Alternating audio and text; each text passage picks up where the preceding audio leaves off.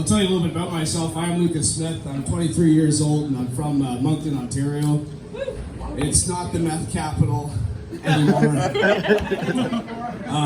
That's my 6-month-old daughter over there. That's Peyton. My future wife, Shelby. Doing pretty good. We're doing all right. Working away and stuff. People have been getting sick lately. She's got a little bit of a cold. I've got a cold, so we're both sniffling. It's a hard time. But have you ever been so sick where you walk around the house like Winnie the Pooh with just your shirt on and no pants, and you're just scrounging for anything you can find, like a jar of empty honey, and you're like, this is gonna save my soul. Yeah, no, that was me yesterday. Anyways, just want to talk a little about kids here. If anybody's ever had one in this room or they know what it's like, it's pretty intense. It's experience for sure.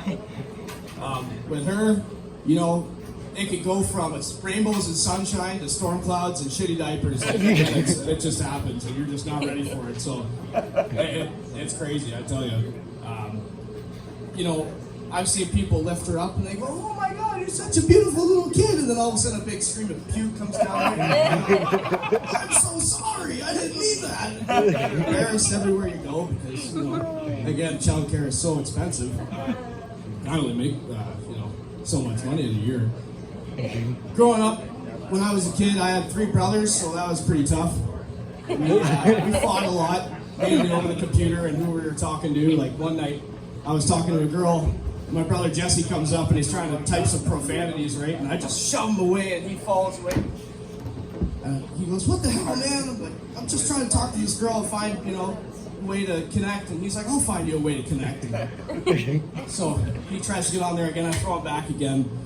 And this time he gets really pissed, so he grabs me and we're getting in a grapple like Bret Hart and Shawn Michaels, and next thing you know, he's got me in a sharpshooter. And I'm thinking, how am I gonna get out of this one? And I just tussle and struggle and keep pushing and throw him away, and we're both laying there, and next thing you know, there's a full laundry basket coming straight onto my face, and I lose my right tooth, and I'm spitting it out in my hand, and I'm thinking, oh God, this isn't good.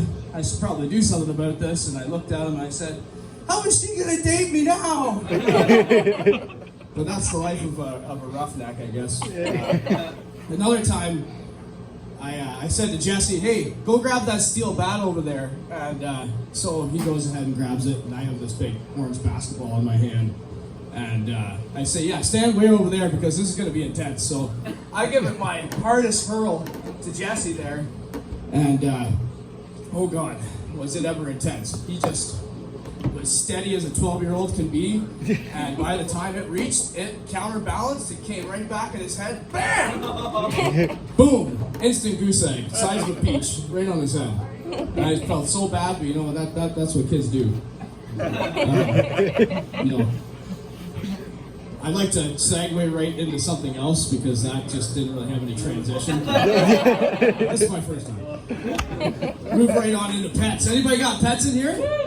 Dogs, cats, fish, lizards, mice, all that under the sun, right on. Yeah, we all love that, don't we? I got a husky Malamute and 2 cats. They're pretty intense when they're racing around the house. You know, you hear, you just wonder what the hell's going on those days. One time, we were living in a 3rd-story apartment, and I'm eating a chicken bacon ranch sub, watching Pitmasters, very salivation-like. And Shelby's playing with our cat Milo. He's sitting by the window, and I look over, and he gets shocked, right? So he moves back, and as he jolts back, the screen pops open, and there goes the cat out 3-story window. Fucking up my words, pardon me. So she's screaming and running down the stairs. I'm still finishing my sub, trying to figure out what's going on. And we go down there with a carrier, and I know what's going to happen. He's already like trying to jump back up into the windows, and something happened where he was just screwed right up. So we went down to the Stratford Vet Clinic, and they quoted us for, I think, $1,400. I said, "For a cat? No way."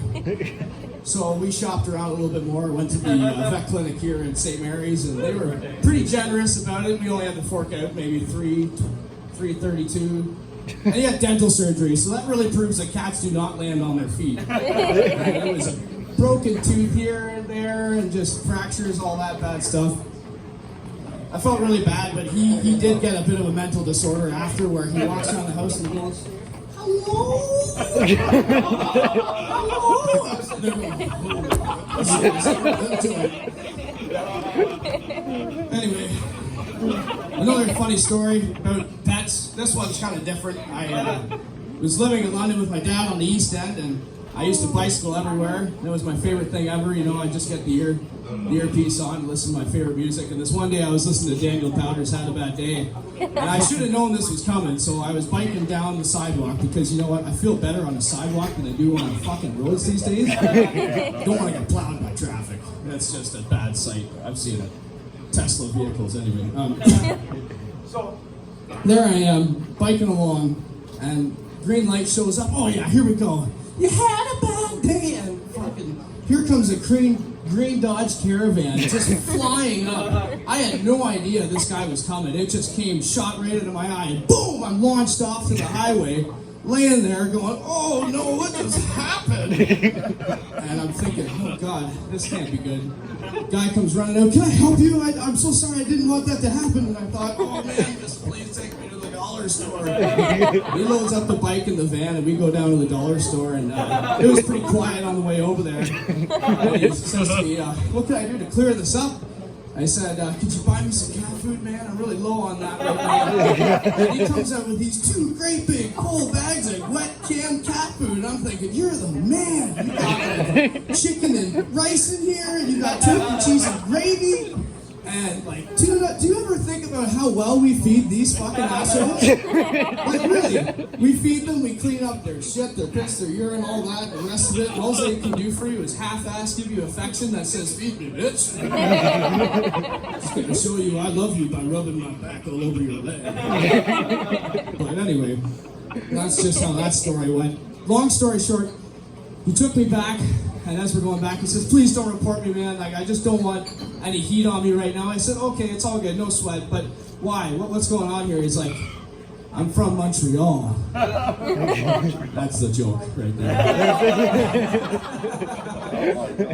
Yep.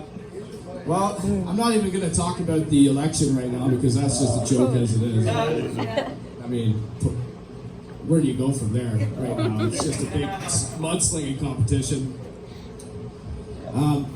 What the hell is up with Pokemon anyways? Like, they made a huge comeback on Pokemon Go, and then all of a sudden it just disappeared again, and I'm sad, and I'm thinking, maybe I'll go back to Digimon, or Yu-Gi-Oh, or Magic the Gathering. Either way, I'm definitely not going to be hanging out with the same people again. But, yeah, that's just my life. I am a weird guy. I like to do weird shit. That's how I like it. All the time. Yeah. I really don't have any more material than that. Thank you very much.